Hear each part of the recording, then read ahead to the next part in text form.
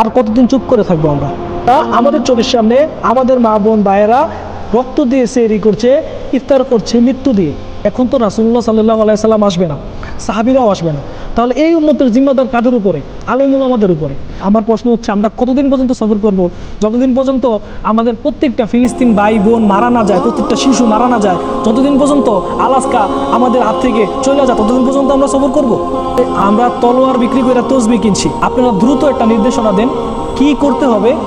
ইনশাআল্লাহ বাংলাদেশ বলেন পৃথিবীর প্রত্যেকটা মুসলমান প্রস্তুত আপনাদের নির্দেশনা অনুযায়ী কাজ করার জন্য। আপনারা যদি বলেন না নির্দেশনা দিতে পারবো না, তাহলে আপনারা এটা বলেন যে কিয়ামতের দিন আমরা আল্লাহর সামনে দাঁড়ায়া কি উত্তর দিব যে এই উম্মত আমরা চোখের সামনে মোবাইলে প্রত্যেকটা ভিডিও দেখছি যে আমাদের মা বোনদেরকে কীভাবে বোমা মেরা মারা হয়েছে, এটা প্রত্যেকটা নিজ চোখে দেখার পরও আমরা চুপ করে আসছিলাম, কিছুই করি নাই, খালি দোয়া করছি আল্লাহর কাছে।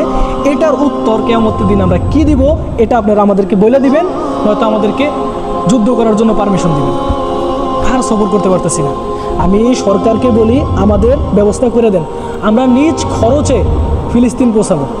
এই যে নিজের চোখের সামনে বাচ্চাদের মৃত্যু, এই যে চোখের সামনে মা বোনদের মৃত্যু, এটা দেখার থেকে নিজে মইরা যাওয়া অনেক ভালো। এটা দেখার থেকে মইরা যাওয়া অনেক। রাসূলুল্লাহ সাল্লাল্লাহু আলাইহি সাল্লামের জীবন শুধু মাক্কি জীবন ছিল না, মদিনার জীবনও ছিল। আমাদের আমির নাই, আমাদের খেলাফত নাই, আমাদের কবে আমির হবে, আমাদের কবে খেলাফত হবে? যেদিন আমাদের মা বোন সবাই মারা যাবে, ফিলিস্তিনের প্রত্যেকটা মা, প্রত্যেকটা বোন, প্রত্যেকটা শিশু মারা যাবে, সেদিন আমরা খেলাফত করব। যেদিন আলাস্কা আমাদের হাত থেকে চলে যাবে সেদিন আমরা খেলাফত করব। খেলাফতের নামে আর কতদিন আমরা বসে থাকবো? আমি মনে করি প্রত্যেকটা যুবক এখন প্রস্তুত। আপনারা নির্দেশনা দেন কি করতে হবে, ওই অনুযায়ী আমরা অ্যাকশনে যাব।